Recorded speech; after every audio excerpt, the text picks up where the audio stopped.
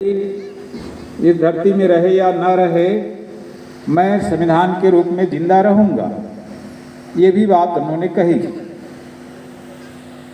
तो अम्बेडकर जी ने हमसे अपेक्षाएं की थी कि मेरे लोग संविधान को पढ़ेंगे, तो पढ़ लिया आपने? बहुत गंभीर सवाल है। और यदि आपने नहीं पढ़ा है तो अम्बेडकर जी के विचार पर आपने पानी फेरा। और अम्बेडकर जी से कहीं आपका खुदा न खास्ता मुलाकात हो जाए, हो सकता है, क्योंकि वो जिंदा हैं, उनका शरीर नहीं है, लेकिन उनका विचार अभी जिंदा है। उन्होंने स्वयं कहा था कि मैं संविधान के रूप में जिंदा रहूंगा, तो किसी न किसी मोड़ पे मुलाकात हो जाए। जब मुलाकात होगी तो उनकी नज़रें आपसे सवाल करेंगी, वो पूछेंगी कि जो आपके हक में मैंने संविधान लिखा था, उस संविधान को आपने पढ़ लिया? यही सवाल उनकी नज़रें पूछेंगी आपसे, सभी से पूछेंगे, जो मेला में आए हैं उनसे, जो नहीं आए हैं उनसे। तो आपका क्या जवाब होगा आप जाने। मेरे पास तो जवाब तैयार है, मैं पढ़ता भी हूँ, पढ़ाता भी हूँ। आप लोगों के पास भी जवाब होनी चाहिए, क्योंकि आप डायरेक्ट अम्बेडकर से जुड़े हुए हैं, मेरे माध्यम से जुड़े हैं ऐसी बात नहीं है। आप सीधा सीधा अम्बेडकर से जुड़े हुए हैं और डायरेक्ट आपका संविधान से भी सरोकार है।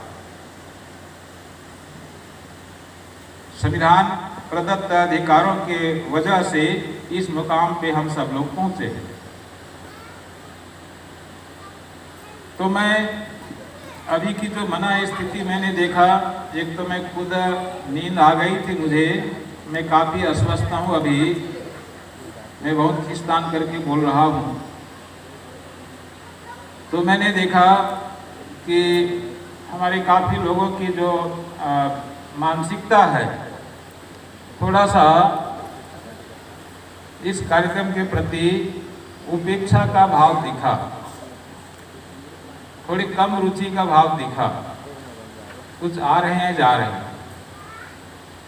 तो मैं इस बात से हतोत्साहित होने की कोई वजह नहीं देखता, क्योंकि हम जमीन के अंदर घुस करके विषय को ढूंढ के निकाले हैं, वहाँ से विषय लाए। ये जमीन के ऊपर में ये विषय नहीं था। आप लोगों ने कभी देखा था कि संविधान के विषय में 150 लोग कभी मिल बैठ करके किसी विषय पे विचार करते हो? कभी देखा सुना था आप लोगों ने? बिल्कुल नहीं।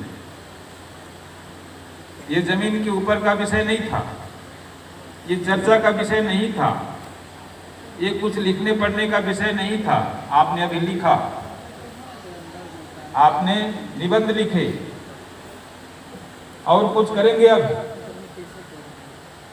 तो ये जमीन का विषय नहीं था।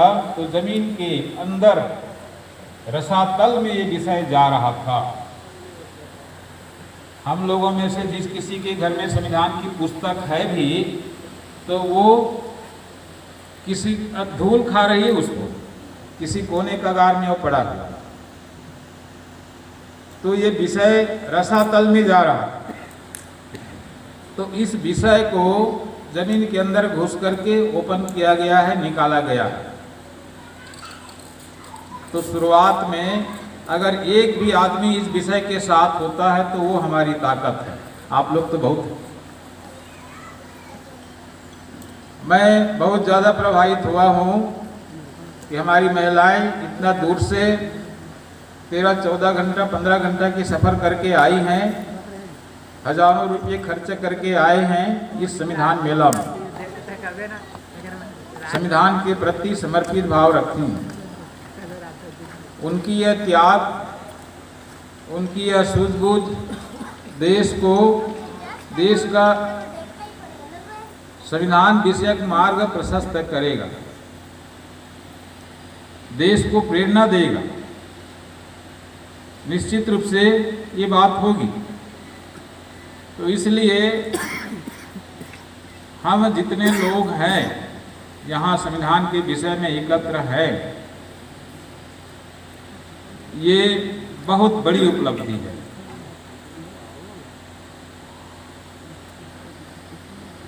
क्योंकि हमने देश के सर्वोच्च विषय की पहचान कर लिया।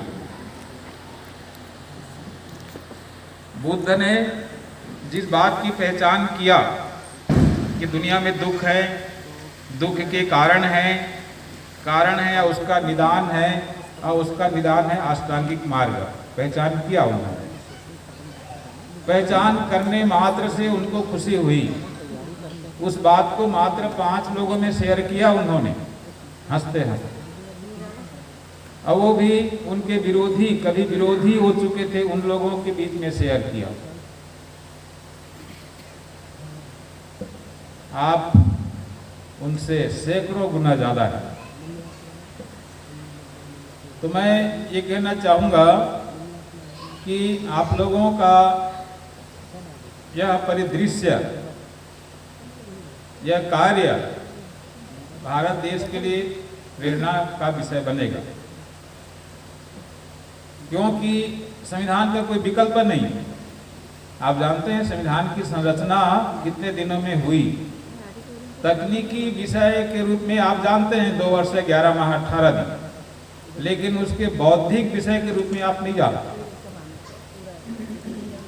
संविधान की बात ईसा पूर्व 563 वर्ष पहले से प्रारंभ हुआ।